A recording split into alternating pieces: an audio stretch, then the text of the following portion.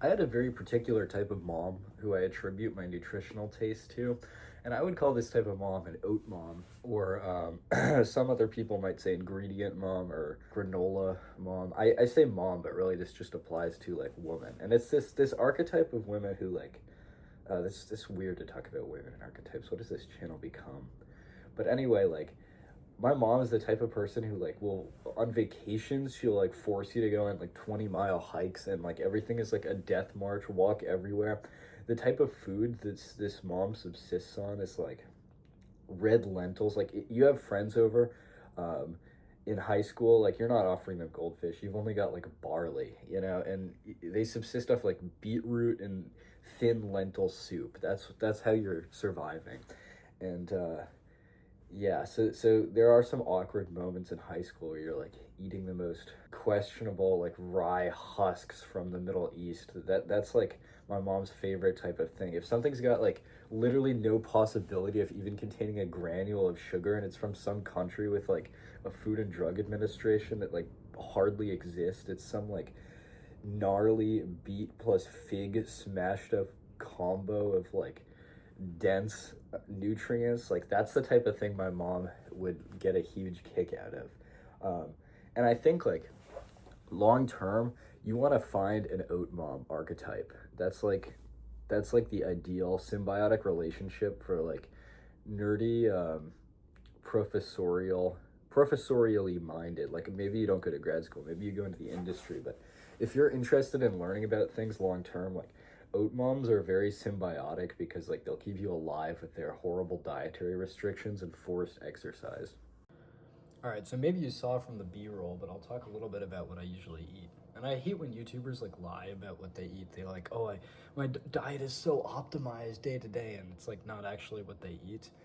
So I'll even tell you about the like suboptimal stuff I still eat, which I guess is like wheat products. Allegedly should be just like all on non-wheat stuff, but getting a box of like Costco bars absolutely goes so far in like I don't know, just sneaking in convenient little meals. Other than that though, for breakfast I have this bag of oats. I have this rice cooker. This rice cooker, like absolutely from Costco, amazing investment. Like this thing is the best piece of engineering I've ever seen. Obviously I'm not sponsored by Costco. I'm never sponsored by anyone because I hate people selling you stuff they wouldn't actually use. Because of this spoon, which is really nice. It's really good for scooping rice. For some reason it just scoops really well. And this little thing, which is a vegetable steamer, I like to throw edamame in there. The reason I like the rice cooker so much is it's like super convenient, especially like brown rice. If you put nutritional yeast on that, and then I like to put tamari, like fermented soy sauce, on that, and Cabot cheddar cheese, which is just a weird combo I was raised with for some reason.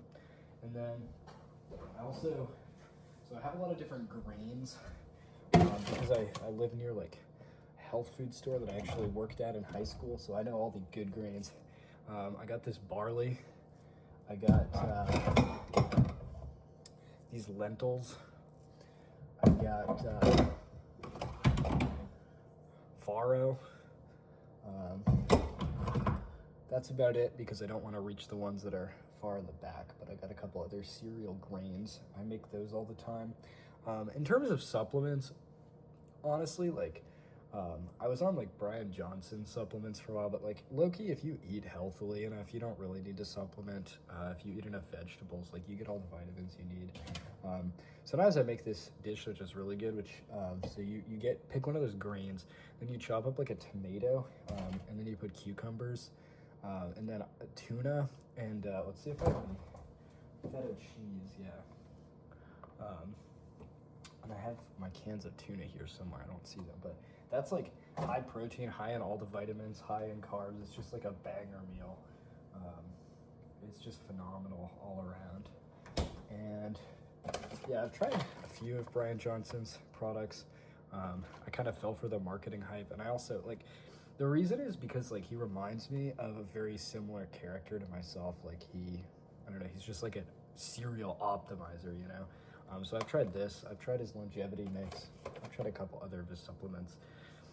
Can I recommend them? Honestly, like not for the price, but also there's like a philosophy where like if you invest in something you like, then the cost for production will go down. That's just been true economically across humanity for all time, basically, that we've had supply chain optimization.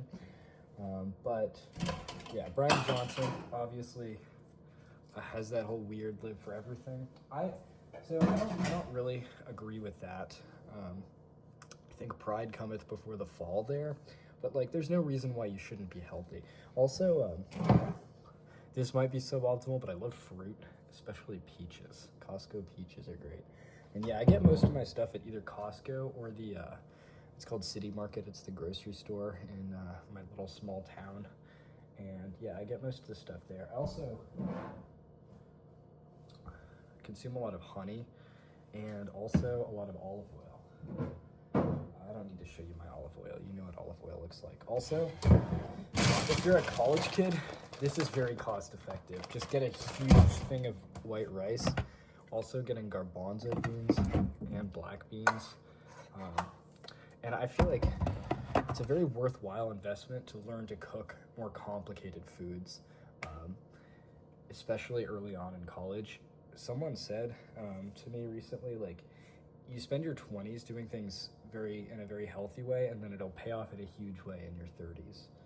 So it feels like a little bit annoying right now. Well, it doesn't feel annoying, actually. That's good. Other supplements as well, like creatine monohydrate. I don't ever take these, but now that I'm getting back into lifting, I think I might. Ugh. I'll make another video about lifting and stuff and health otherwise. Yep. Optimize everything in your life. Optimize it all, and it'll make you happy.